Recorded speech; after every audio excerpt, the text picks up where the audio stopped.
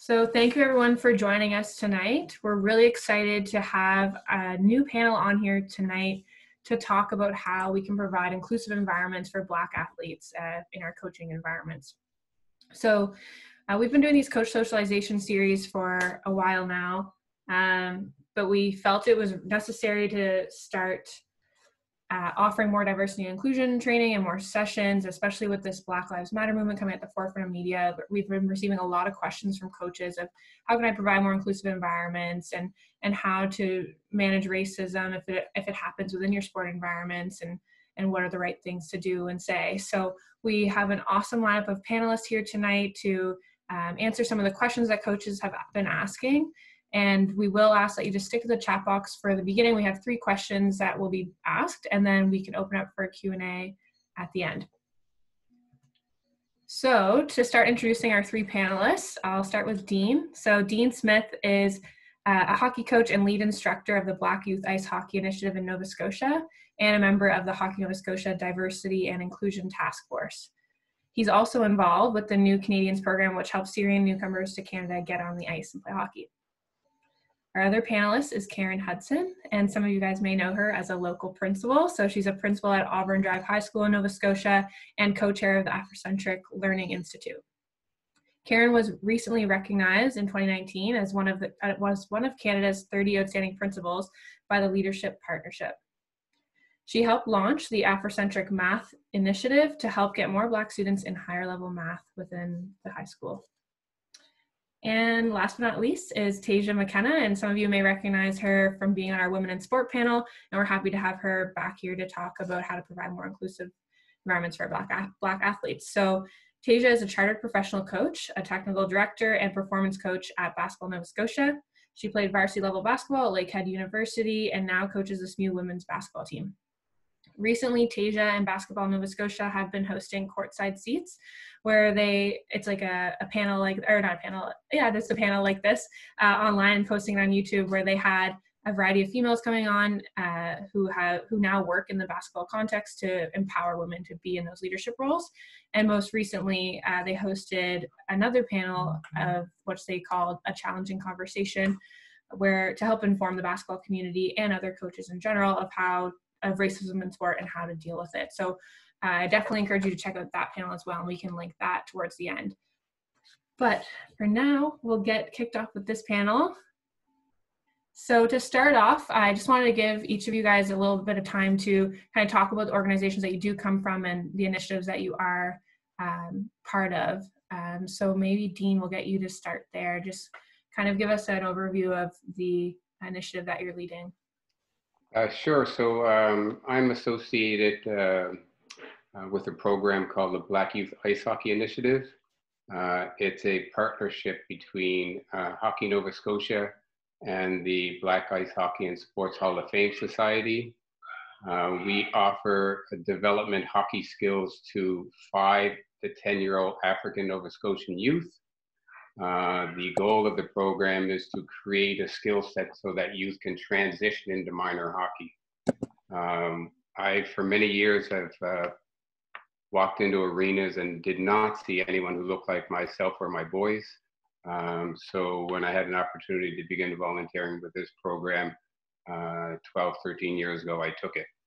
I'm proud to say that we have been seeing some improvement. I can walk into arenas now and see kids, graduates of the program, playing minor hockey on minor hockey teams as well. Other than that, I coach in the regular minor hockey associations as well at Shabukto. Both my boys play hockey, and I participate on the Diversity and Inclusion Task Force with Hockey Nova Scotia, which has the voice of perspective that hasn't been heard in hockey before, notably from the African Nova Scotian community, First Nations community, LGBT community, and others. So it's an exciting endeavor. Yeah, that's awesome. Thank you, Dean, for sharing. And Karen. So, name is Karen Hudson, principal, like Kirsten said, at Auburn Drive High School. So I can speak a little bit about not my initiative, but the school initiative, which was started by myself and a team of teachers, the Afrocentric cohort, focusing specifically on math and literacy, but more so in math. And the goal is actually to get students to see who they are. So just grounding the students in their own culture, social realities, their lived experience, and trying to center them in who they are so that they can develop a stronger sense of identity, a self-esteem, self-confidence, self-actualization, so that they can go out there and feel that they are capable students who are able to do bigger work. And so our goal is always to push our students to excellence. So, and that's what we do within the cohort. We are actually on our third cohort, and every year we start with 24, last year at 20, now another 24. We could actually take more than that, but in terms of managing the amount of students, it's difficult. We partner with the outside organizations to come in to bring in mentors so that students can see representation, because within the education system, for all of us who've actually gone through a school system, you know that there is a lack of role models within the school system. So the goal is to make the students the center of their education. And so we partner with Dal and SMU, not SMU, somewhat through Imatep, which is at Dalhousie, and York University in Toronto. And they basically work with us. We provide opportunities for the students to go outside. So we actually try to immerse them not just within school culture, but also within the community culture, so that they have an opportunity to give back. So that they see that it's important that you just not lifting yourself, but how do you lift others as you move through our education system. And so that's what we're working on. Love working with students. They keep you grounded and they keep you authentic and genuine in terms of the work that needs to be done. There's a lot of issues that go on when you start to know who you are and you feel confident in yourself, then you're able to address issues. And as you know, I think Dean might have said earlier, or maybe he said it during our introduction about, recently dealing with the Black Lives Movement, anti-Black racism. This is all part of our realities. So for our students as people of African descent, and we do the same curriculum, we don't water it down. So I know, individuals sometimes have a misunderstanding of what we try to do, but it's the same curriculum. We're just trying to infuse it with our own realities. And I'm also the co-chair of the Afrocentric Learning Institute, and our goal is to, again, to provide students with, it's a philosophy of how you change your thinking. Is shifting the paradigm, going from non-hegemonic ways of thinking to ways of doing. It's a philosophy that's based on a circular matter, which is not linear. It's based on centering, again, of one's history and culture and looking at the importance of history, which is not always manifested within the way we do things, but how can we move forward? And so our goal is to, we talk about the Afrocentric school, just how you have Francophone schools, you have Gaelic, well, not so much Gaelics, but you do have Gaelic language. We want to make sure that people of African descent, they have a place to call their own. So right now we've been doing Afrocentric immersion, which we started that, but given COVID-19, we had to put it on the back burner, but we now infused it a little bit more where we're going to be moving forward with more discussions on our Afrocentric immersion courses. And starting at the younger age, because it starts younger, and then to move students as they get older in terms of to the high school level.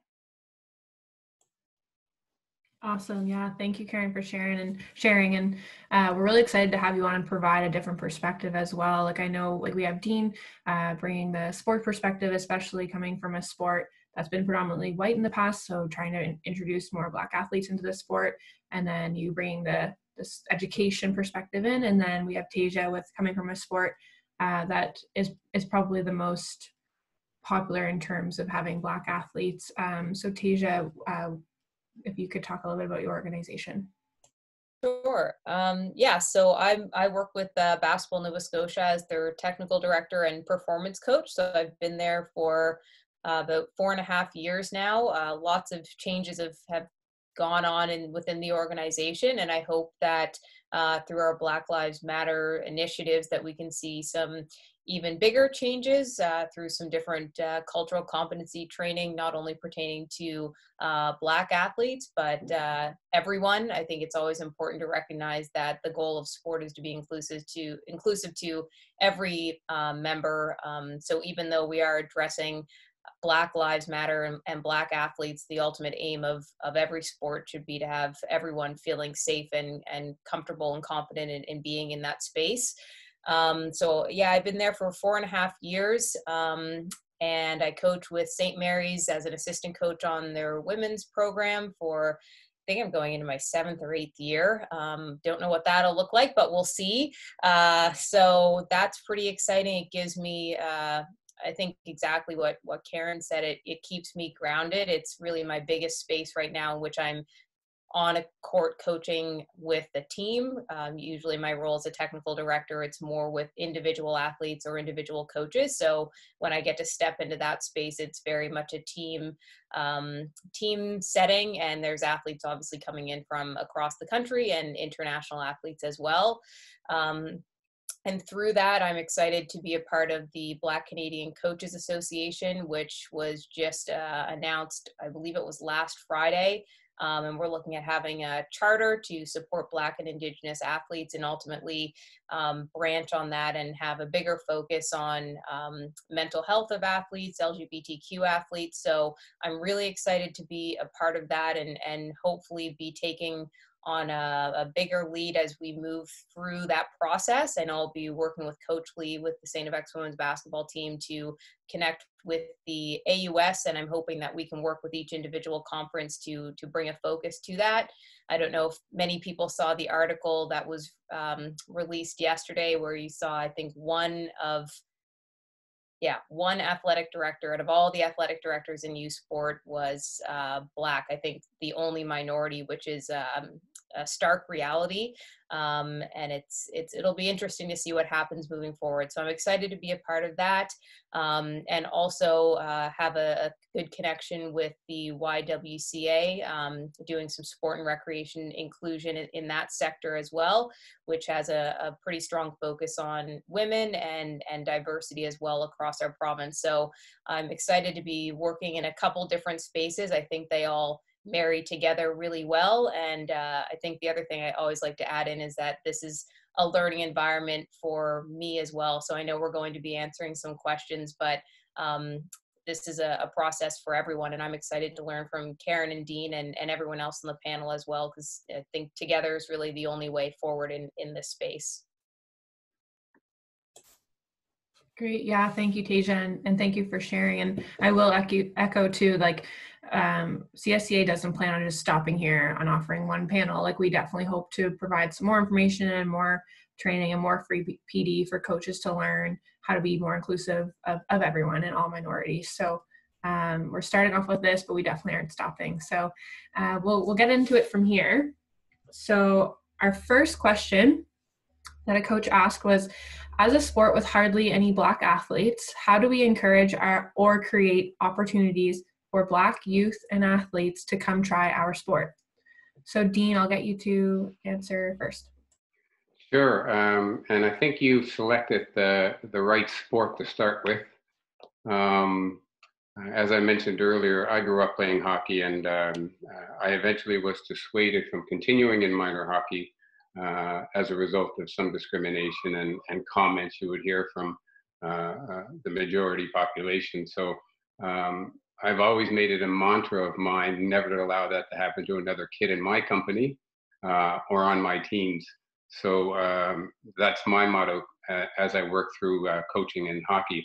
Hockey has been quite a toxic sport over the years. I think you just need to look at the latest incident this past spring at the highest level of hockey, the NHL.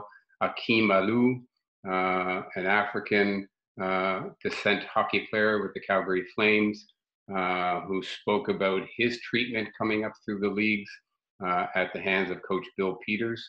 And it reminded me when I heard that story in the spring that the same reasons he was nearly dissuaded from continuing in hockey was the same reason 30 years ago I was dissuaded from continuing in hockey. And it's not a comfortable feeling. So I think it's important to put a lot of effort into changing that mindset, into changing that attitude. And it's quite ironic in Nova Scotia too, because as I mentioned earlier, I used to walk in the hockey arenas all the time, whether I was playing recreational hockey myself or just going to watch teams. And I would rarely see any people of color. I would rarely see First Nations kids. I would rarely see any members of the LGBT community openly enjoying the game, Canada's game at that. And I found it quite ironic because if you only knew the history of hockey in Nova Scotia, you would know that the African Nova Scotian community was at the forefront of hockey for a good 35 years in Nova Scotia. Canada Post just recently released a new stamp entitled the Colored Hockey League of the Maritimes. Many don't know, but this was an organized all African Nova Scotian hockey league that competed throughout the Maritime provinces between 1895 and 1930, an organized paid league that predated the NHL by nearly 20 years. It was a competitive game. If you heard of the book Black Ice by Daryl Fosty, he gives a very detailed rendition of how the league and the championship operated. The African Nova Scotian League is accredited with athletic goaltending, that is the butterfly style goaltending. It's also credited with the development of the slap shot. So I find it quite ironic that as I walk through Nova Scotia arenas, for many years, I didn't see kids of color. So I think that really get under my skin. And as a result, I really put all my effort into trying to change that. I think the key to bringing more kids of color, particularly with respect to this question, Black kids, to hockey, is to celebrate that history, to show African Nova Scotian kids that your ancestors are pioneers in this sport. Your ancestors developed this sport, and to celebrate that. I'm happy Canada Post recognized all of that sports excellence with a stamp. It's also important to recognize that that support has to continue. Often it's a one and done scenario for that type of support, and it has to continue in either to have long lasting support and change. I think another big point is recruitment. Now myself, I recruit unapologetically. I will take kids of color from wherever I can persuade them to come. I have recruited brothers and sisters of kids already playing. I have recruited kids in my neighborhood. I have recruited kids from schools. I have gone out and I've recruited, and it's not just because I'm African Nova Scotian. I think any coach who wants to build a diverse team in a diverse sport has an obligation to recruit. Many do it unconsciously. Many encourage kids to come play basketball, volleyball, and hockey is no different. I think an active engagement in recruitment is necessary. One of the other big problems we have found, and we've heard this from parents, with the Black Youth Ice Hockey Initiative, we invite and welcome approximately 25 to 30 new kids every year to 18 sessions of skill development. We are lucky, very lucky, to be supported by Hockey Nova Scotia in this process. They are there for us every step of the way. That is similar to the New Canadians program, which began several years ago when we had an influx of Syrian refugees. And if you could see the enjoyment, and I think you can see it in the background picture there, the enjoyment on the kids' faces when they become accomplished at this sport, whether they're African Nova Scotians, First Nations, Syrian refugees. It's all you need. It's all you need, and it drives you further and further to try to make this sport accessible because it deserves to be enjoyed by every Canadian. If it truly is a Canadian sport, it deserves to be enjoyed and accessible for every Canadian. The last couple of comments I'd make is it's a culture, particularly when it comes to hockey. Now, I mentioned we had the great support of Hockey Nova Scotia, both with the Black Youth Ice Hockey Initiative, with the New Canadians program, and I understand there is a Mi'kmaq program as well.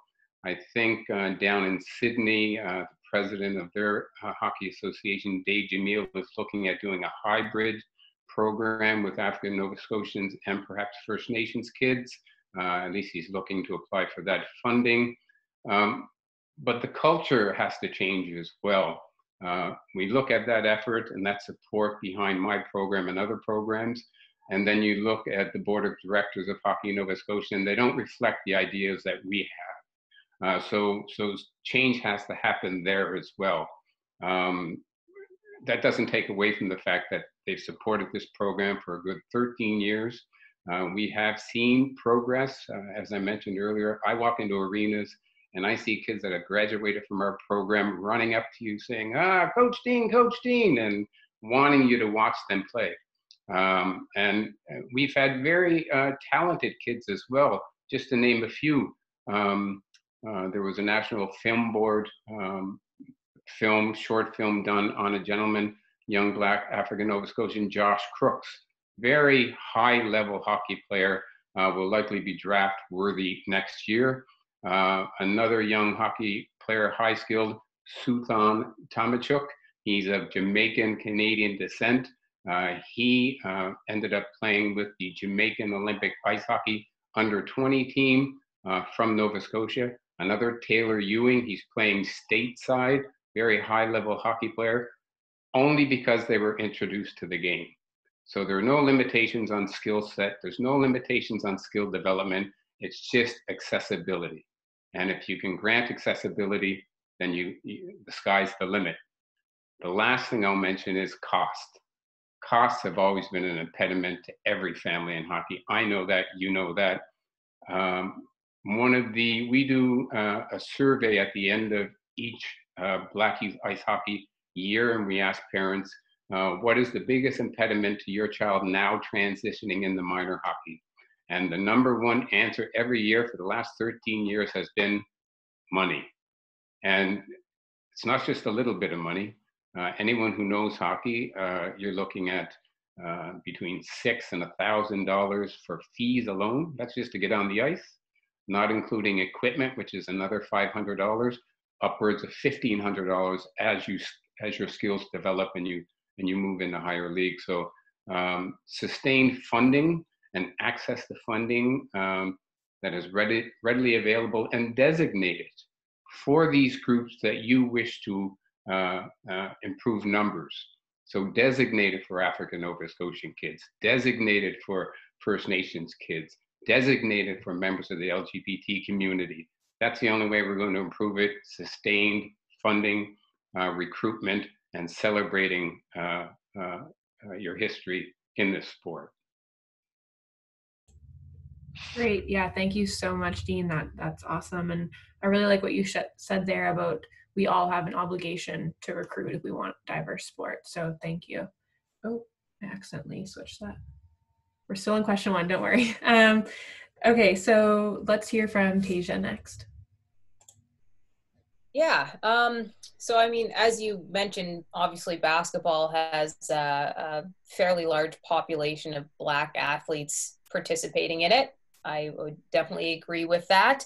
However, I think there are oftentimes that we as a province tend to forget that there are Black athletes that exist outside of HRM. So when I had the opportunity to travel around and do some introductory coaching courses from Cape Breton down to, I think I was in Shelburne, and then in Queens County, there are still Black athletes there. And I think we have a thought process around when we look at our province that where all Black people are located and populated in one specific or three specific areas. So I think although this question definitely reflects probably more to hockey, as you indicated, Dean, there's still an obligation for us to make sure that we're connecting with the Black athletes in our sport, in basketball, that are outside of HRM. And just from my one experience, I had a chance to go work with the Queens Bears. I think they had about three club teams. It was a U10 team, and there was one little Black boy there. He was awesome, and he just wanted to play basketball, and it was really neat to kind of have a bit of an interaction with him, knowing that he was the only one in that space. And when I think about maybe definitely how I have felt in certain elements, being one of the only Black athletes on some of my basketball teams, I certainly felt a connection to him, and to what Dean said, an obligation to really give a little bit of extra attention to him during that time. Even though it was a coaching course, I still felt a little bit of a connection to him, and finding the time to talk to him. But then from that, it's hard to figure out how to maintain that connection so that our athletes aren't stopping just because maybe they don't see people like themselves in that space. So for basketball, I know there's a lot of times where we've had our NBA players come into our gyms here in Halifax, which is amazing. And I think we have a responsibility at making sure that in those moments that we're bringing in athletes that are from various parts of the province, and not just within Halifax Regional Municipality. I think back to what Dean said, there is definitely room for improvement in the representation of who is on our boards. Like Dean said, I think Basketball Nova Scotia, we have excellent board members, but we don't have a lot that look like myself. I know Thane Smith is on our board, and we don't have, I don't believe, anyone who is Indigenous or anyone who is part of the LGBT community outwardly. So I think trying to have that representation across all boards and all of sport is critical, so that our athletes know that they're in a place where they will be heard if ever there's time where they feel they need to have those conversations. And it also gives them a chance to see that they have the opportunity to possibly excel and be in that position when they get older and step away from their sport as an athlete. So it's a responsibility for our leaders, I think, to make that change in order to impact our athletes, because it's really hard as coaches, who I would say almost probably everyone on the call are not paid to do their job, or they're paid a very minimal amount. And it's hard to impact change when you don't necessarily have the financial means to do so, other than paying out of your own pocket to help an athlete participate on a club team or a provincial team. So it has to start from a higher level to impact the athletes that we have that want to play sports. So I think this is a really great step, and I don't know how many board members we have on our call. I think a lot of individuals are coaches, and I think it starts with our coaches putting pressure on people in our leadership positions to express the fact that coaches want to see more diverse teams, but we need help from the top down in order to make that happen. We need help, not just financially, but we need help with policies. We need help with training. Like I had indicated, cultural competency training was something that actually a 13-year-old athlete had asked me about on one of our provincial team panels, and that impacted me quite a bit. And it'll be an obligation for us at Basketball Nova Scotia to have that in place, because again, we can help put our athletes in spaces to participate in sport, but all it takes is one negative experience, and it could be being called the N-word. And if your coach doesn't know how to handle it and doesn't know who to go to, if there's nothing in place as a policy, you're going to see that athlete instantly pull away, and that sport will become a negative space for them and they will not want to participate. But I think that's the same, not just for our Black athletes, it could be for Indigenous athletes, it could be for females, it could be for LGBTQ population. It's how do we create a space where when we have the athletes participating, that they feel protected in everything that they're doing, so that if and when something happens where they experience any sort of racism, that they know that their coach knows exactly how to handle it in that moment, regardless of the coach's skin color. So they could be white, Black, brown, it doesn't matter. All of our coaches need to know that if and when an athlete is criticized on the court because of the color of their skin, that athlete can go to the coach and have that conversation, and the coach knows exactly what to do from there. And again, I think it does come from the top down, because ultimately our boards oversee everything that our organizations do. Yeah, great point, Tasia. Thank you. And Karen, we'll get you to wrap this question up. So I'm going to echo a few of the comments that have already been made, but I see coaching and teams almost like as the same parallels as a classroom, same disposition, if you can think of that sense. And I'm going to start with just in terms of the safe environment. Tasia just mentioned that. I think we have to create the safe space and build that the skills within that team.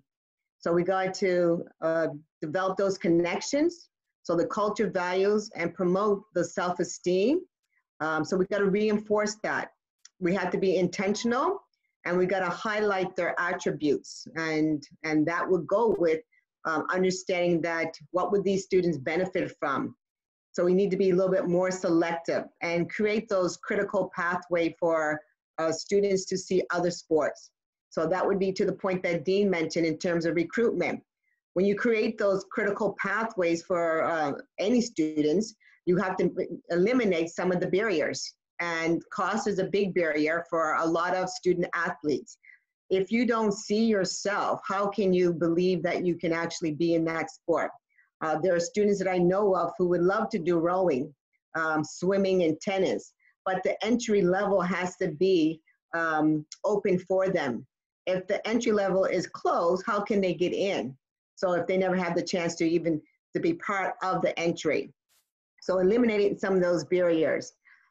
Economics prevent parents from enrolling their students or children in some of these sports. So most of them will go to basketball, it's a little bit more affordable, or soccer. Hockey is an expensive sport. And so our parents of African descent, they stay away from those sports that are very expensive. But again, we gotta put the money where it matters.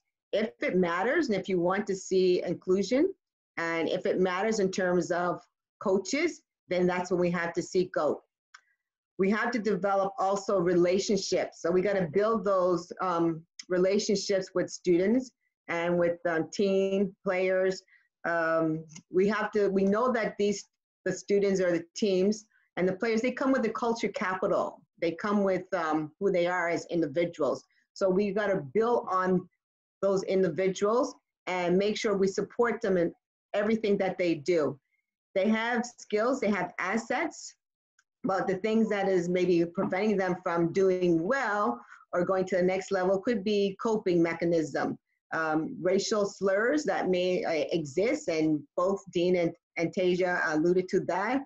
It could be also looking at expression, identity, and if you don't see yourself and you're the only person there, sometimes it's difficult to actually hone in on that particular sport. And so you decide that, you know what, I'm gonna go somewhere else where maybe there's more of us in there. So you almost feel that emotional protection that students, well, I keep saying students, but also team or players, they need. So we need to create a culture pathway, a critical pathway, a plan for changing what that dialogue will look like for inclusion at every level. So representation is the last piece that I was saying, the last R is we got to start from the top. We say the same thing within schools, the same parallels is that the leaders at the top, your board members, they need to reflect that desire and be intentional in terms of driven with a passion to make sure that students and players are aligned with what you want it to look like. And so when you do that and you create pathways where players feel that you nurtured them, you provide them with skills and tools, they see that there's possibilities, and you recruit at an early level, then you will see that we build citizens for not just for jobs, but also for lifelong learning for society. So we build students, we build teams for long lasting, where relationships matter, where recruitment matters, representation matters, and reinforcement matters. And we got to change the dialogue. It just can't be words. We have to have words with actions. Words with action, a vision. A vision with action can change the world. And this is what we're seeing. All these positions or opportunities are available for some. They have to be available to all. And so where there's a will, there's a way. And so the will has to start from the top, meaning from the leaders, the board, at the board tables. When you're having those discussions, it has to start, those leaders will make the impact of what the change will be. And so I echo everything that was said in terms of maintaining connections, building, but really looking at how do we reinforce, how do we develop, how do we retain once we recruit, because you just can't recruit and then say, oh, that's it. You have to retain. How do you build those relationships? And then how do we ensure that representation at every level?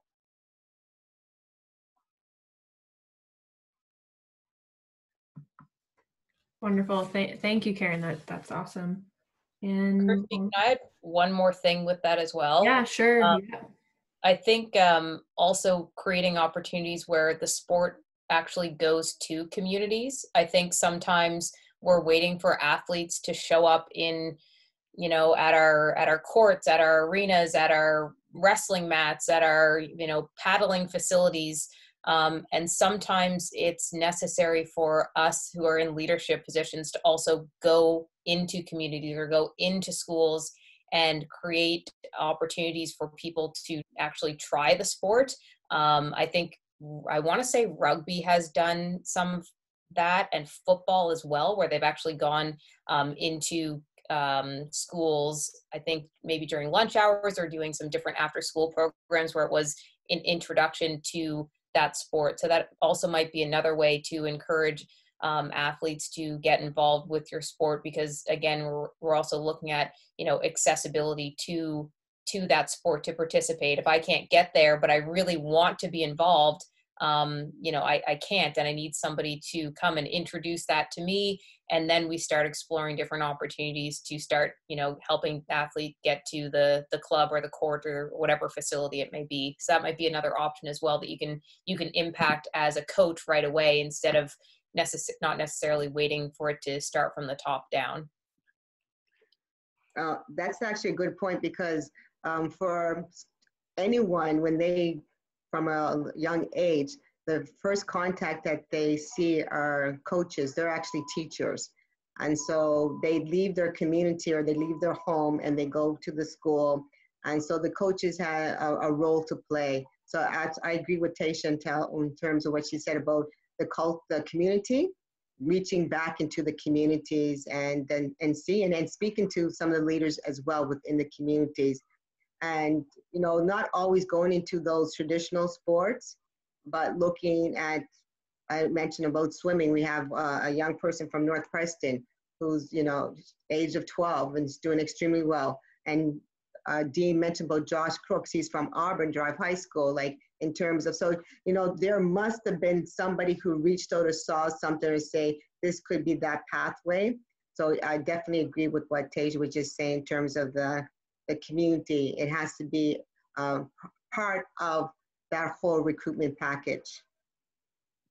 And if I could just add one last comment to Tasia and Karen's comments, and I fully agree that you have to sometimes bring the sport to where it needs to be. And in the last couple of years, as I mentioned, I coach at the competitive level over at Chibukto, And I brought my entire competitive team to both the Black Youth Ice Hockey Initiative as well as to the New Canadians program, just to bring athletes together, because I think kids need to see that, kids need to be comfortable with that, and kids need to, have something to aspire to. And they got along absolutely fantastically. And all my competitive team wanted to do was help. And they came out the better people for it. Awesome, thank you guys. And yeah, always feel free to jump in and add more to your answers. So we'll move on to question number 2. So this is a lot to do with addressing racism, and I know Tasia brought up a couple examples earlier. So how can a coach best support an athlete or a team when a derogatory comment is said to them? Or furthermore, how can a coach address an athlete who says a racist comment or set expectations to prevent this from happening? So I know this is a really big question, and Tasia, you're up first. Excellent. I missed that team. Missed that crew. They were fun. So I think right away the expectations have to be in place. There's no way that we can go about our positions as coaches or as teachers and wait for something to happen and then react to it. I think we have to have a plan in place for, again, I keep wanting to say if it happens, but unfortunately it's when it happens. It's going to happen. It's already happened. And some have heard it and haven't done anything, or some have heard it and haven't known what to do. And not that I want to say that that's fair, but I know there have been times in certain situations where I haven't had the knowledge to properly handle different scenarios. And then it was my obligation as a coach to go back and further educate myself. So when something arises again, I'm more equipped for that. Again, I think that starts with everyone in leadership positions. So it definitely would come from policy and training right off the bat. But I also think it's a responsibility for all of us as coaches to educate ourselves. So I've definitely been taking it upon myself to read some more books to better understand different elements to racism that perhaps I didn't fully understand. And I think that's fair to say that even though my skin color says I am Black, I don't know everything and I don't understand everything. And I have to go back and I have to read books. I have to ask questions to people who know more than I do so that I can be better prepared to help the athletes. And I know we're probably all working with athletes who are, as young as 5 up to our university athletes, up to our athletes who are active for life. We could be coaches in those spaces as well. But we have to be prepared for when that happens. And I really think it's important to address it right away in an appropriate situation. So again, you want your athletes to feel safe enough that if that does happen to them on their field of play or when you're traveling, that they can approach you right away and not have to hold on to that until they get home.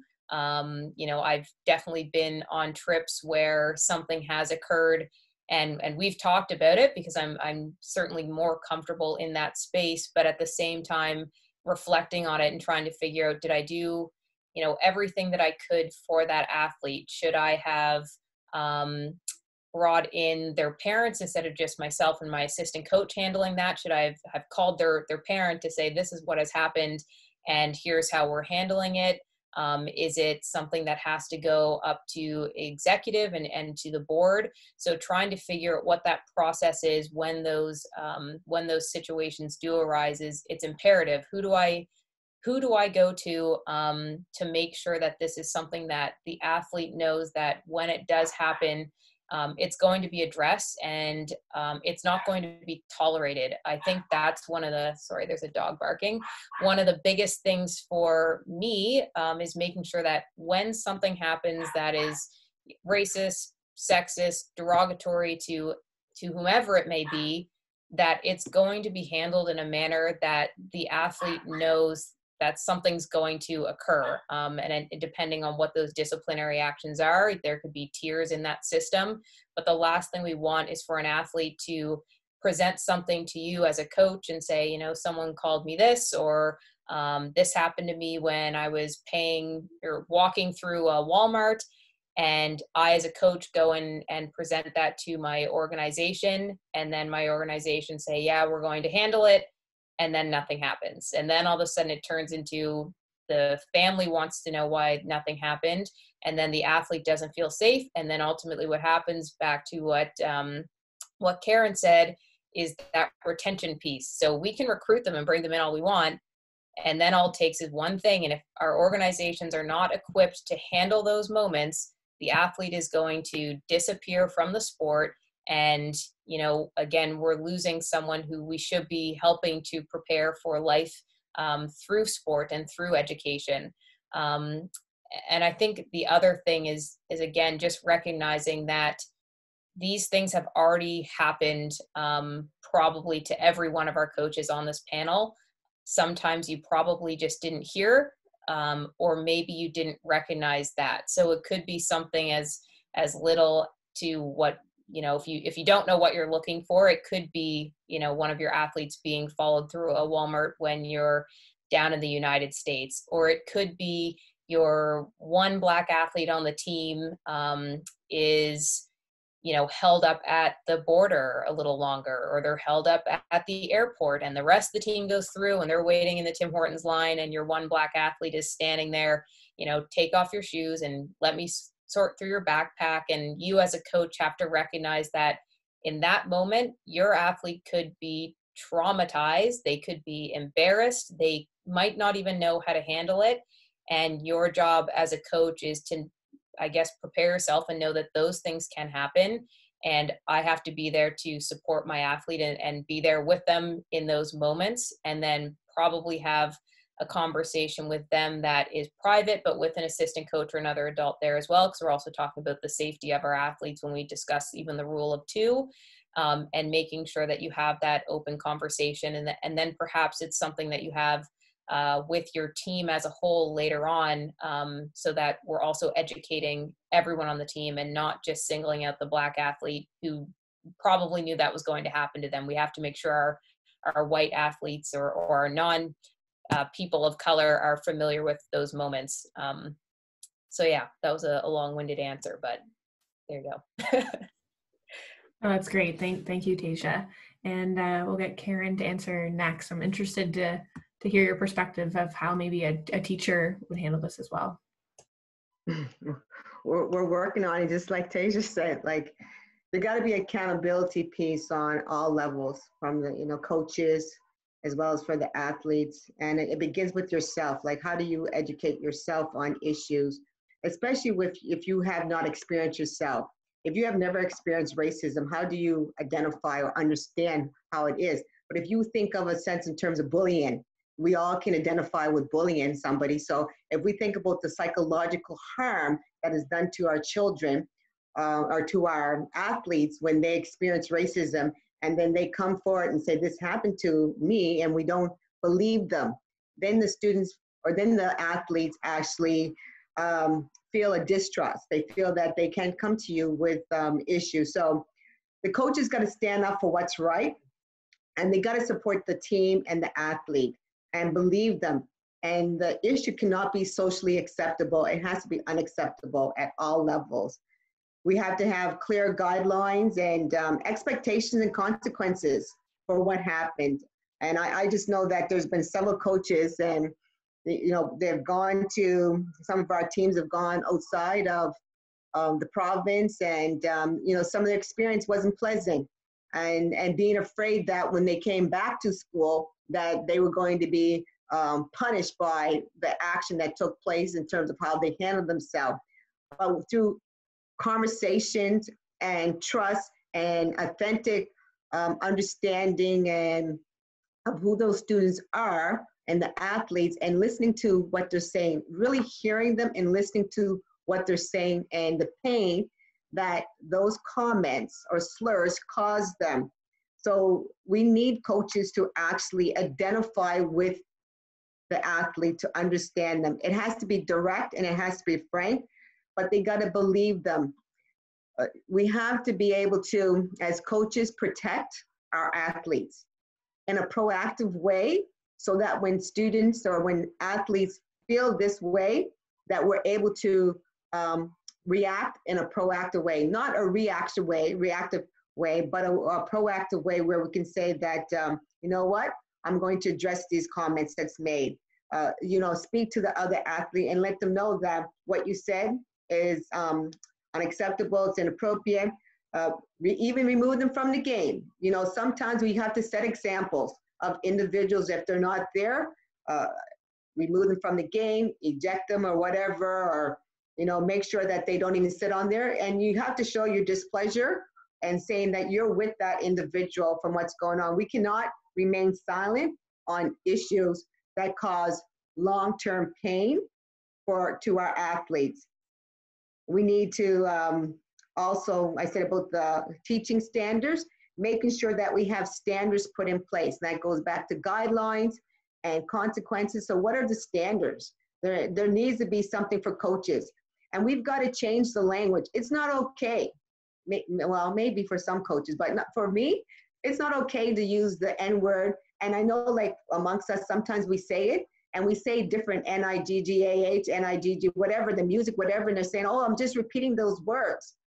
We as coaches have to make sure that we change the language and we let them know this language is not acceptable in the locker room, because I know a lot of trash talk happens in the locker room. It happens on the courts. It happens on the soccer fields. It happens on the rinks as well. Dean already talked about that earlier. So we have to create that safe space for students to and athletes to say to their coaches that this is what's taking place, and for coaches to say, they need to step up to the plate and say, it's not acceptable. This is the level of what we're going to deal with. This is how we're going to handle it. And sometimes harsh, it may seem harsh, but long-term effects may benefit everyone in the end. And so we got to be able to stand up for what is right, change the mindset in terms of how we think, and teach our athletes and coaches as well that if you don't know, it's okay. Reach out. But when something is wrong, when something has been said that is wrong, wrong and right from wrong.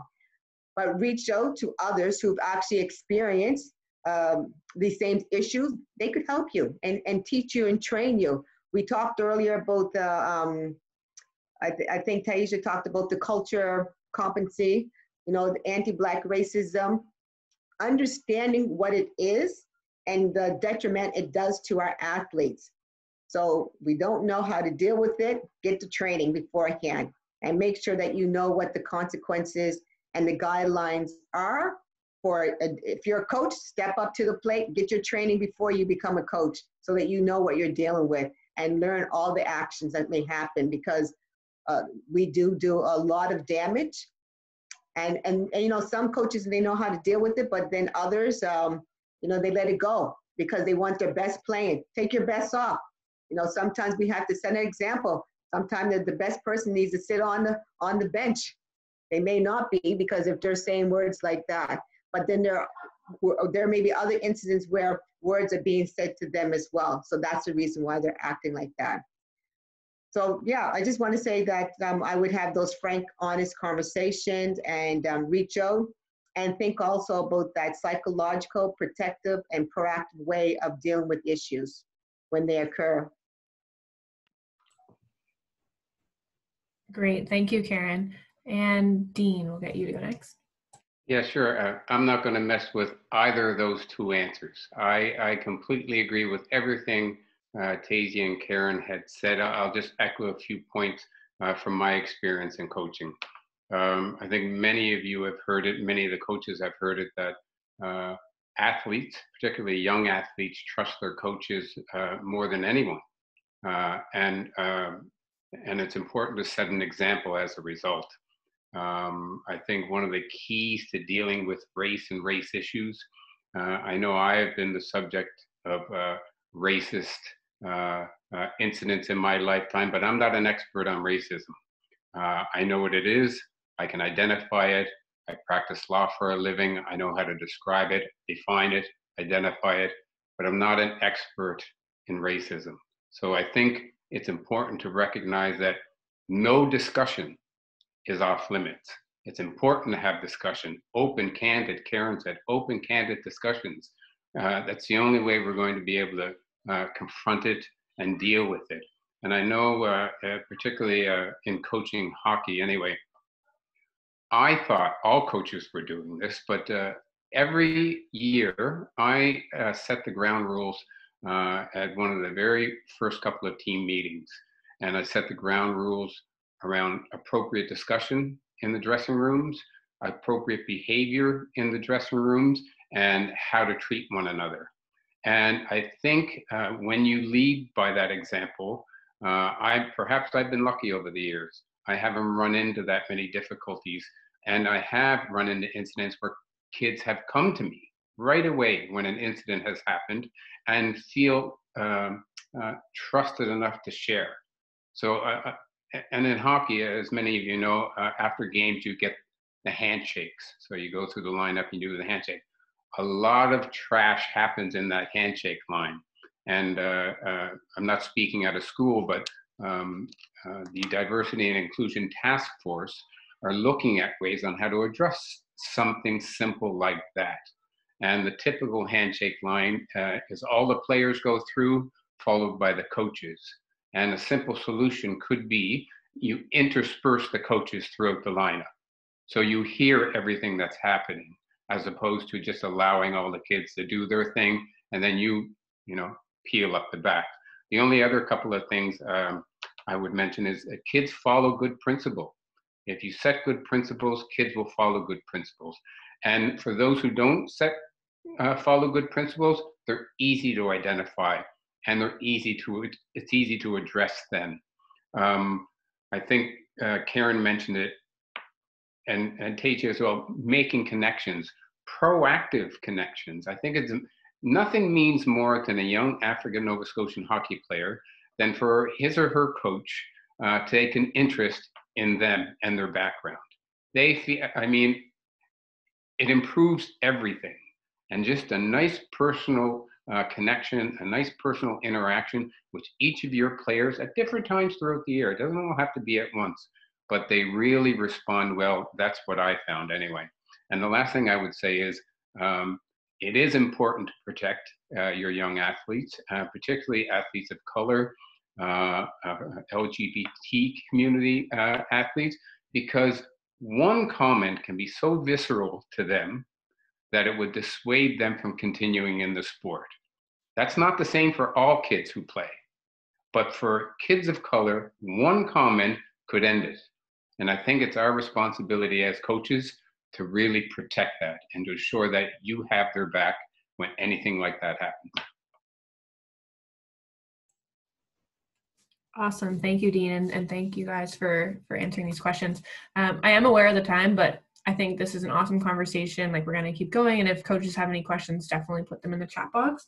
So this is our third and final question. But again, if you have questions, please put them in the chat box. So question number 3 is, when this session is over, what do you guys recommend should be the first thing a coach should do tomorrow to begin providing a more inclusive sporting environment? So Karen, we'll get you to kick this one off. I struggle with this one because there are so many things I want to do. So for coaches, I think one of the things that I think you should try to do is create a community that empowers our children, that we have to focus on what they do best and how we encourage them. We need to be realistic and support their academics. We cannot forget about the academics and academic standards for our children. We need to demand excellence among our athletes. Anything that may happen to them, they need to have something to fall back on.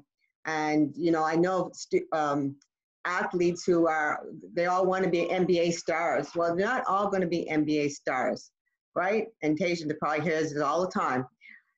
So what can we do a little bit differently to make sure that they, set certain expectations? How do we change that trajectory for our athletes? The other thing that I believe that we could do is address the standards and the tone, like amongst ourselves as coaches. Look at our language. What are some of the structures or guidelines that you would set for yourself? Build that capacity for each other, like building in as opposed to always building out, build in as well. And, search for others who need to be at that table.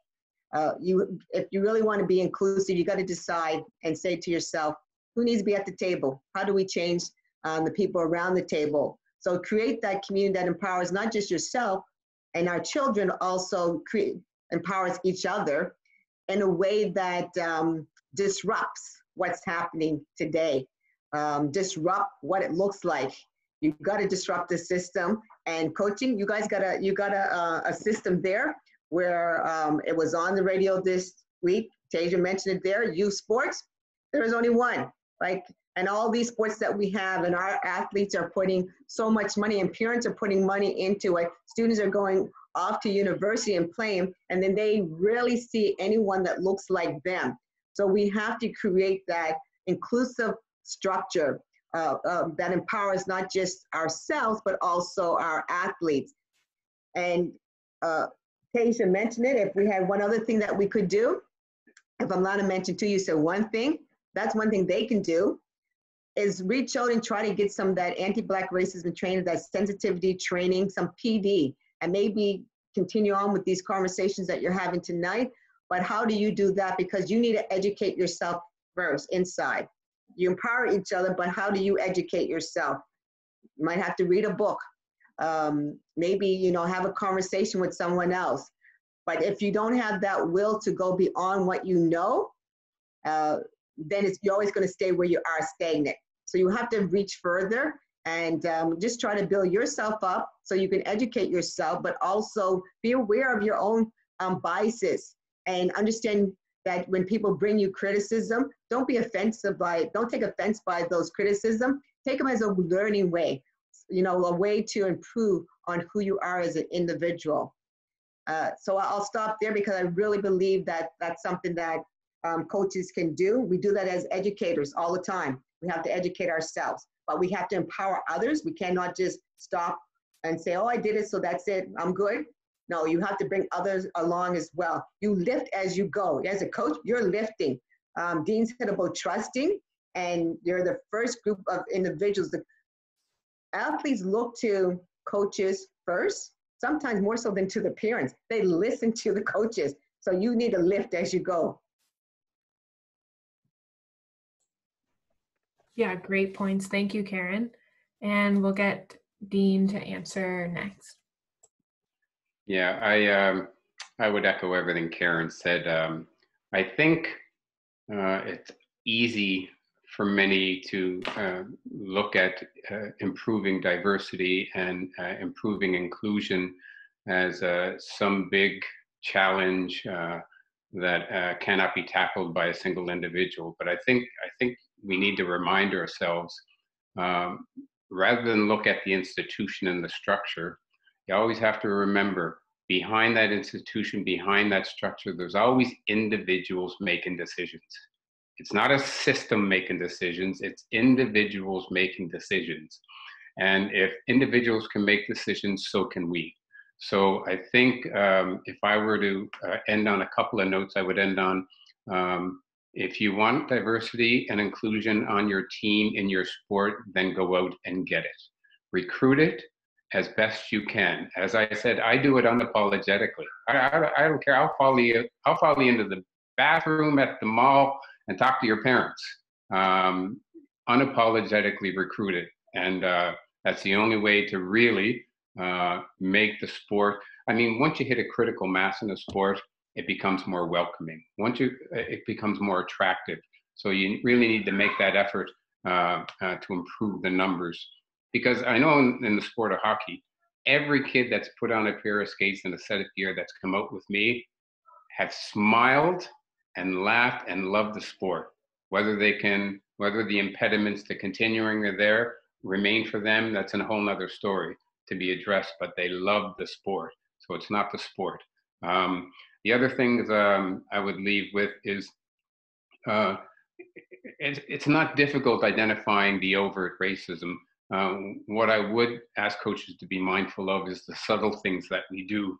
I know in hockey, it's often been a custom for teams where there's one African Nova Scotian, place that African Nova Scotian in the center of the team picture, for instance, right?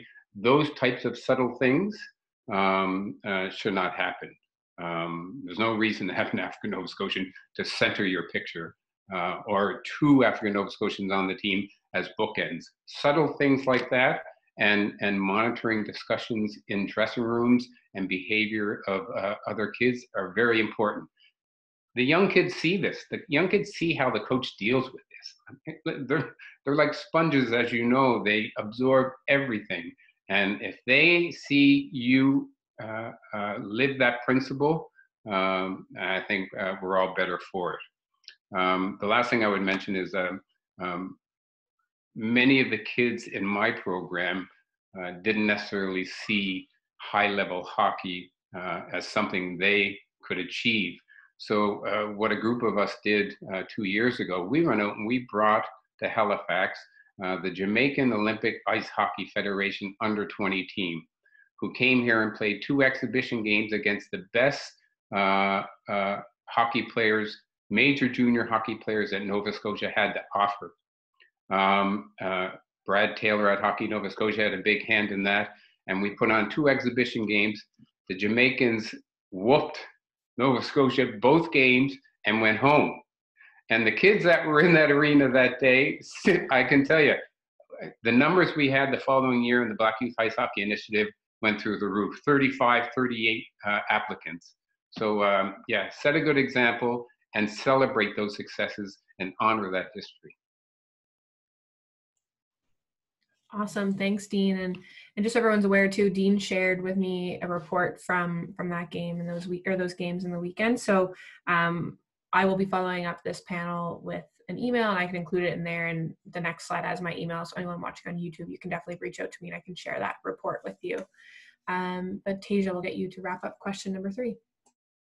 Sure. I think right away, what every young athlete wants is to have fun. And Dean mentioned that when every athlete that he's had involved in this program, as soon as they put on the skates and the gear, they've laughed and they've enjoyed their time. And ultimately, I think that's what every single young person, when they choose to participate in a sport, no matter what it is, they're not trying to win an Olympic gold medal right then and there. They started because their friends participated, or their mom or dad were coaching, or their brothers were out there, or they just wanted to be active. So I think trying to keep in mind that, you know, every environment has to be fun for each individual athlete. And I think there are times where, as coaches, I know my involvement is very much at an elite level, but when we're looking at grassroots, that entry level to our sport, how do we make it a learning environment as well? And I know, Karen, you mentioned you kept referring back to athlete, even though you're talking about students because that's your space. But I think as coaches, they're students. They're all in school. I would say I'd go out on a limb and say everyone's in school. They're all student athletes first. And so it does have to be a learning environment when we're coaching. So are there things that you can tie in when you are going on your trips, that you can go to a museum to learn, or you can connect with someone in Toronto who's a part of any sort of cultural initiative in that space as well? So I think when we start taking our athletes on different trips and to different parts of the world or country or province, you can find ways to tie in a learning environment so that maybe it's not putting all of the pressure on you as the coach to educate, right? If you take them to the Black Cultural Center, that's a space where athletes can learn and interact with one another and learn from the people in that space as well. So I think oftentimes when we go away for trips with our athletes, we're always looking at, is there an NBA game? Is there baseball game, is there what, like, sport is awesome, but is there a way that we can also connect something else to it, where we're also allowing our athletes and our teams to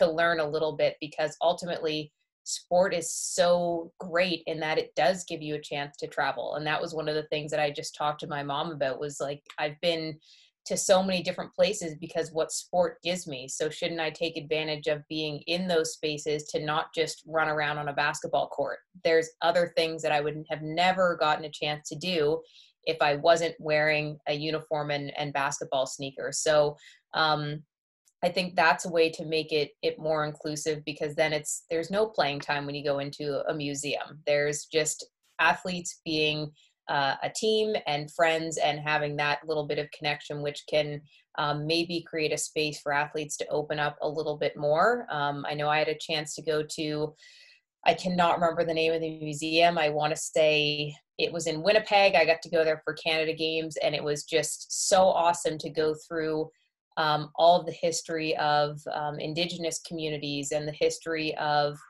slavery in Canada, and all of that for me was a learning experience that I get to do because I was in sport. So I think that's a really good way to create a more inclusive environment.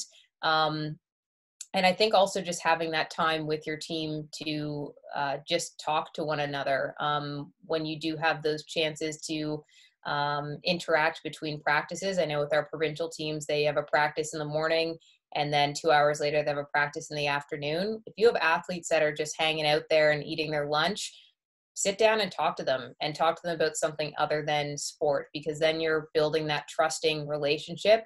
And that's where you start to figure out things that you can do, or maybe something that you didn't pick up on previously that they're now sharing with you. And ultimately you become the person that they can confide in when there are times where they don't feel included, or they feel like something has happened that has upset them. So I think there's a lot of opportunities for us as coaches to make it more inclusive. And I think sometimes we miss them because as coaches, we're so used to it being on the court or on our field of play. And then when we're done, we head off to go grab a bite to eat, and that's it. But there are chances there to develop a relationship with your athletes where it isn't just the X's and O's of things. Awesome. Yeah, that's a great point. I never really thought about doing that with my athletes, just bringing them to a museum. That's awesome. Okay, so we've received quite a few questions. So thank you to our panelists. And if everyone's able to stick around for a bit longer, we can tackle a few of these questions. And like it says on the screen, just if you have any questions, put them in the chat box. And anyone on YouTube, if you want to reach out to me for more, or for some of the resources, I'll be sharing my email and phone number there. So the first question is, do you have any tips or suggestions for recruiting representative board members? And I'll just, like, if anyone has input, you can speak up. Off the top of my head, no, just because I'm not necessarily in that space, but I think it goes back to the same space as, recruiting athletes, that you can, as you indicated, recruit board members maybe a little bit more aggressively than just posting something online to say, hey, it's open applications.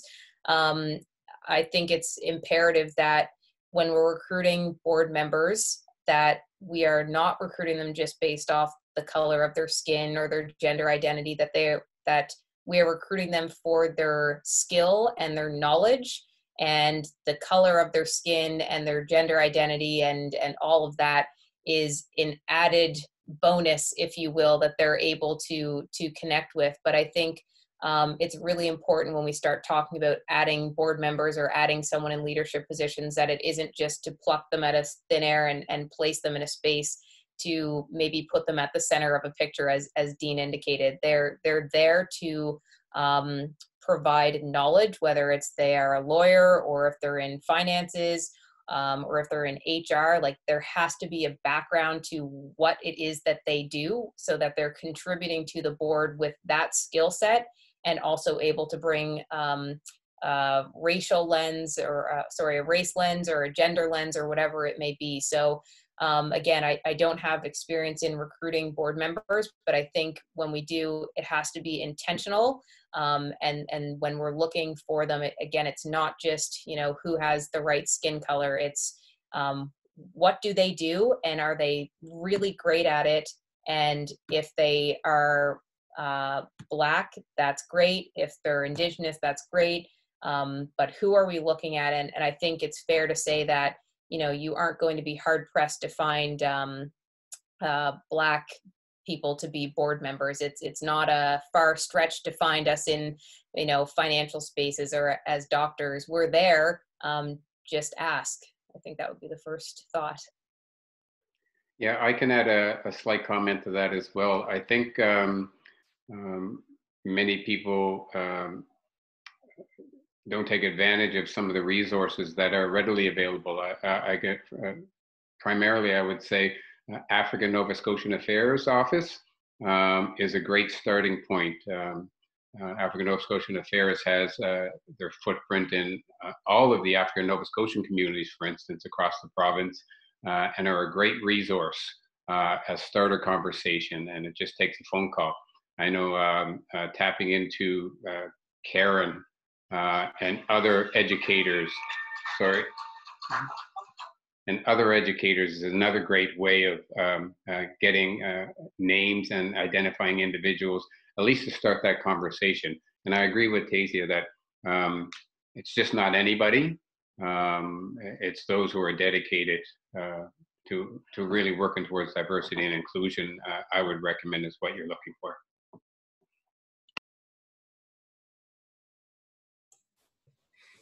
Great. And I'm just, sorry, I'm reading all the chat box and there's quite a few questions, but I'm just going to read a comment from Sean, just for anyone that can't see the chat box and is on YouTube. So Sean said, I'd just like to echo one of the key comments that Karen made regarding where there's a will, there's a way.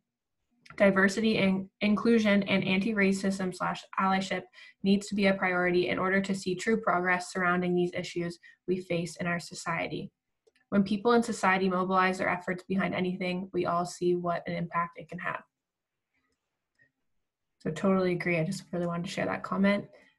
And another question, do you guys have any suggested reads around this topic? I just typed one in there. I just finished reading it the other day. So You Want to Talk About Race?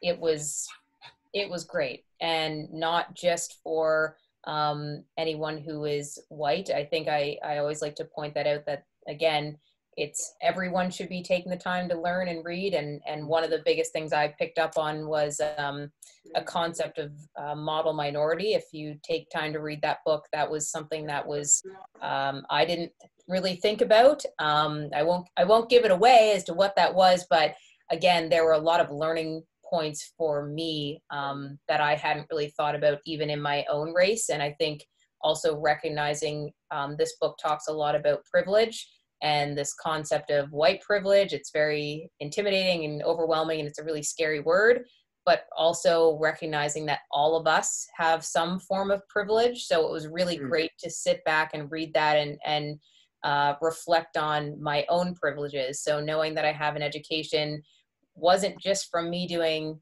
hard work, it was from obviously from my parents and how they grew up, and then it was from being able to play my sport, and then my sport gave me those opportunities. And again, privilege is something that we all have, and the phrase white privilege it's really scary. And I will make note, my dad is white, so I talk about this to him all the time. We have some really, really positive conversations. But privilege is something that, being able-bodied, your privilege. There's also the discussion around the colorism. So a lot of times it's perceived that somebody who is lighter as a Black person is more privileged and looked at differently than someone who is a darker tone. And there's a whole history behind slavery, from what I've understood, about where the color of your skin put you in different locations, whether you were on a field or you were in a home. So again, those are things that I'm trying to further educate myself on. And so this book I would recommend to anyone regardless of who you are. And I would recommend also, I recommend it to some educators as well to read. It's very, it's not a difficult book, but White Fragility is by Robin DiAngelo, and it's R-O-B-I-N and D apostrophe Angelo. It's very good book. And then the other one, which I like, I always say his name wrong, Ta-Nehisi Coates. Do you know him? Between the World and Me. It's a small little book, but it's very powerful, and it just talks about relationships. But the one about white fragility, if you want to get an understanding about privilege and just understanding about the language, those could be, so that's 3 books there that you got right now that you could possibly read. There's other big books as well, but those would be some that I would recommend, right, you know, to the coaches. And from my perspective, sitting on the Diversity and Inclusion Task Force, we have gone ahead and reviewed some of the literature from across the country of entities that have delved into improving diversity and inclusion. And I would just simply ask you to do a Google search. University of Toronto did a big study on diversity and inclusion in sport at the university level, and as well, Vancouver has identified and produced a report regarding diversity and inclusion. You can easily Google those.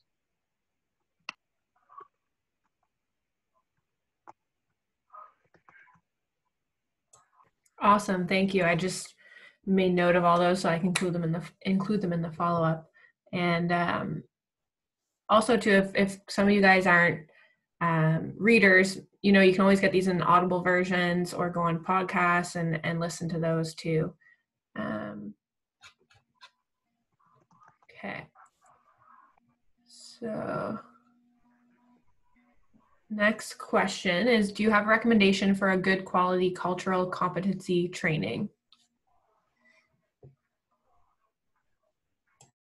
I don't, if anyone does. Well, I don't have, I know an individual who does a wonderful cultural competence training protocol. I'm not sure if she is available readily, but Keisha Monroe Anderson with the Nova Scotia Human Rights Commission. I'm not sure if she's now solely doing work on behalf of the commission or whether she is still doing outreach work, but Keisha Monroe Anderson with the Nova Scotia Human Rights Commission deals with cultural competency throughout the entire provincial government, but she is excellent. Thank you. Yeah, great. That's good to know. I wrote that down too. Yeah, and in terms of coaching, unfortunately, there isn't really anything that I'm aware of right now. There is the Aboriginal coaches module, but that's offered in person. And if I do come across anything, I'll definitely share it with coaches. But Karen, are you aware of anything in the Yeah, I was just thinking of, yeah, maybe, because I'm education, but I know that cases could be a person to do it, but I would go to the African Canadian Service Branch through EE, the Early Education and Childhood Development, and they have several individuals there who would be readily, Dr. Marlene Rock Simmons is the, she sits at that table now, so she could give you a recommendation. She heads the branch, so the African Canadian Service Branch. So you could find out from there if there's individual that could actually do some of that training. Oh, the other person I would mention who's been involved heavily in sport, Dr. Barbara Hamilton Hinch. And she played soccer at the university level. She got a recreation as well, and she's part of Dalhousie faculty. She would be an amazing person to speak to.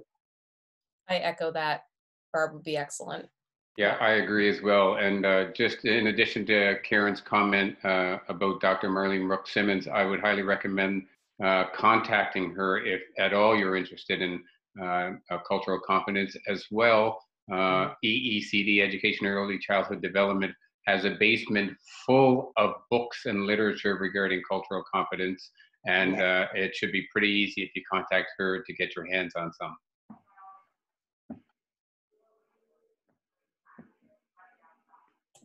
Sorry, And cultural they're busy. I'm They're always busy bothered. people. I'm They're always, busy folks. Oh, yes, sorry. I'm always bothered by the term cultural competence. I prefer cultural proficiency because I think it's an ongoing learning endeavor. You're not competent and then end. So I like the cultural proficiency terminology. And we're getting away from that word, even within the education realm. So we've been debating that, and for the reasons that Dean said. But we said we started off Beyond Heroes, and that was a book that was developed in Toronto, and dealing with anti-Black racism. Here it is, 2020. We're still talking about the same issue. So we need to go right back to the same terminology that we used when they talked about Beyond Heroes, and talk about anti-Black racism and what that looks like, and look at some of the even for athletes, small little books that were developed by young people. And I'm glad Tasia said the comment about, I kept saying students, and because I always think of student athletes first, and it's just a mindset myself. The book that was done by the African United Congress, maybe I'm saying their name wrong, but they did a little book called Reparations. And within that little book was done by young people. And they took one day, and it's a small little book, but it tells you what each letter meant in terms of from A right to Z, and dealing with reparations and understanding some of that terminology. Even when we talk about Black policing, there's books that we could talk about. Robin Maynard, I didn't give you all the names, but there's other books just to get your knowledge ready as a coach, especially when some of these athletes are saying, what do they mean by these words here? Some of these terminology. But I thought of that little book that they did, which is very simple, done by young youth from Nova Scotia, from the Halifax, Preston area. One day on a Saturday, they developed that book called Reparation. And the person who initiated that was Dr. Lynn Jones and Wanda Thomas. Yeah, I think she works part of that whole African Congress group. They did that book called Reparations. So that could be something that you could put in your repertoire and have it. Awesome, thank you. And yeah, I took note of all these. I might have to follow up to make sure I got everything, but I'll definitely share this with all the coaches in a follow-up. And I think there's one more question. Let me just look.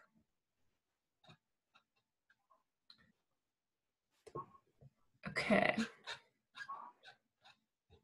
So, as a wrestling coach, we are in the same season as basketball and we compete for the same athletes to partake in our sport, but it is almost no contest competing with a popular sport like basketball.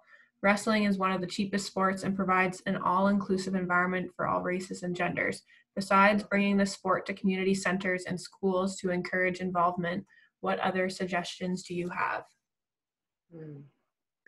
I think that as sport has evolved, it's become very much, these are my athletes. So I think as leaders in our sports, we haven't necessarily done a good job at allowing our athletes to be multi-sport athletes.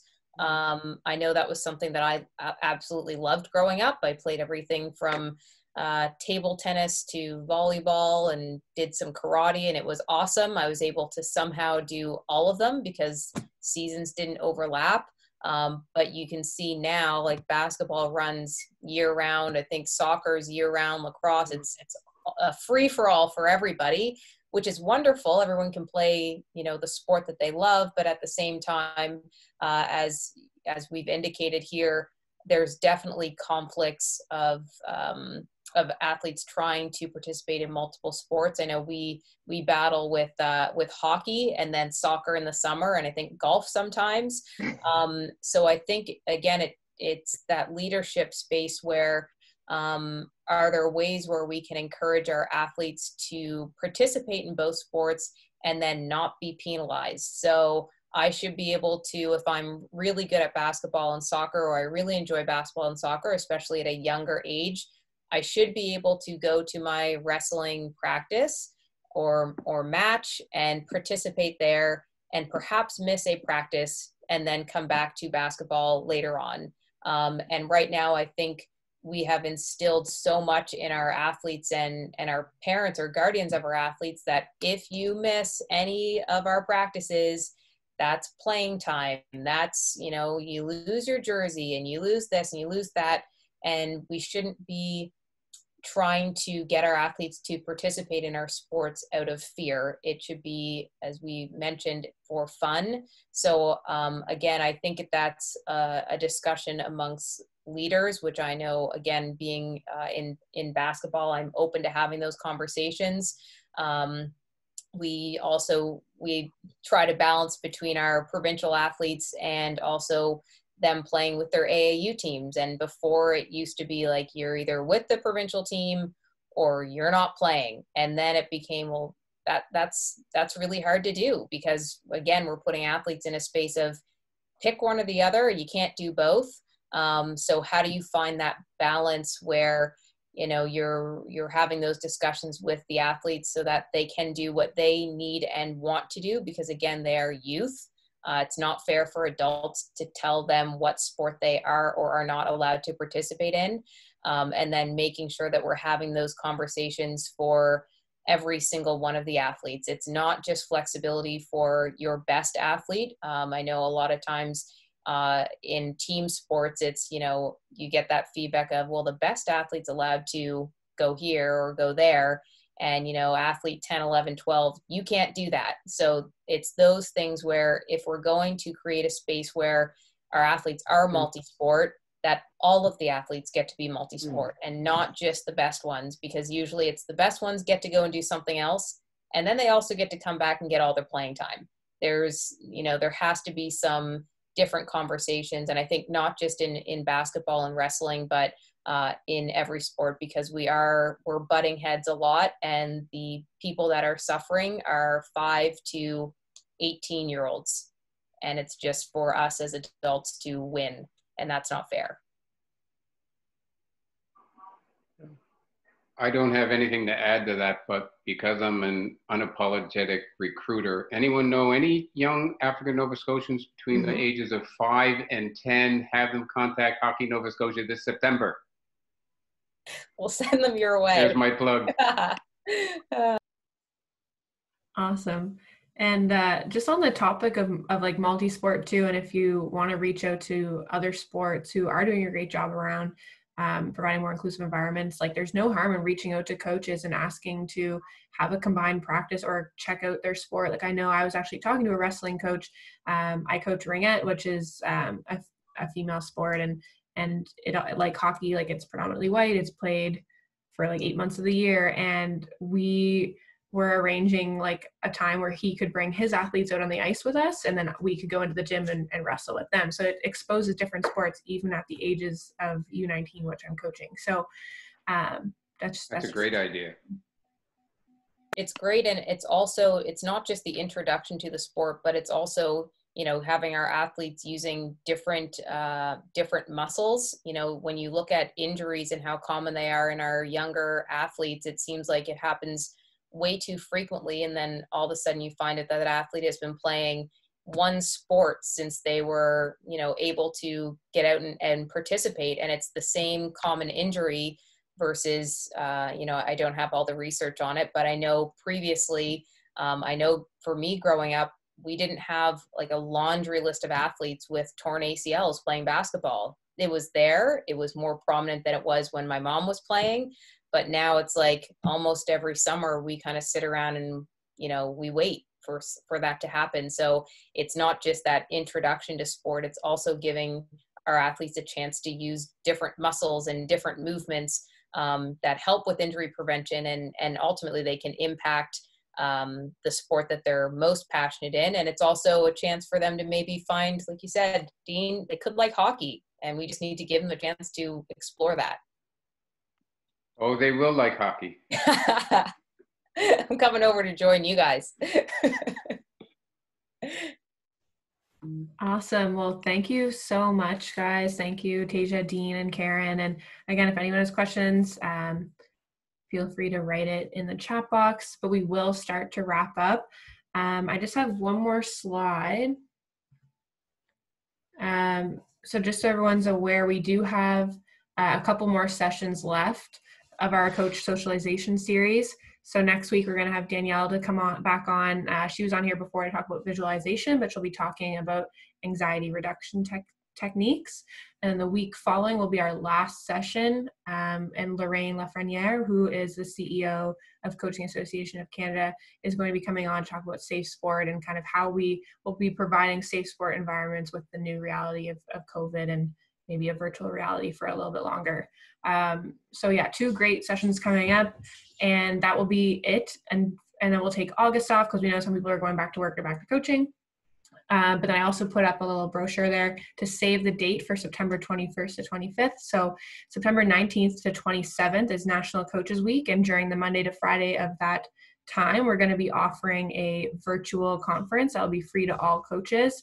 And the focus is going to be on safe sports, specifically diversity and inclusion. So we're planning to have a variety of people come on to talk about like whether that be Black athletes, Black coaches in sport, Indigenous peoples in sport, females in sport, LGBTQ2+, every minority group. We want to touch on parasport and also culturally too, which has been mentioned a few times tonight. So definitely save the date. We want to provide as much information as we can to our coaches to help them provide more inclusive environments. And tonight was a great start to that. So thank you so much, Tasia, Dean, and Karen. We really appreciate you guys taking the time. And I know it's a bit longer than I told you guys it would be, but I think it's really important. And there's lots of comments coming in the chat box. The coaches really appreciate what you have to say and offer. So thank you so much. And I will be following up with the resources that were mentioned. So thank you, coaches, for tuning in. Thanks for organizing, Kirsty. Thank you. Thank you, Kirsty. Thank you. Nice meeting you, Tasia. We'll be in touch. See you guys. Yeah. Thank you.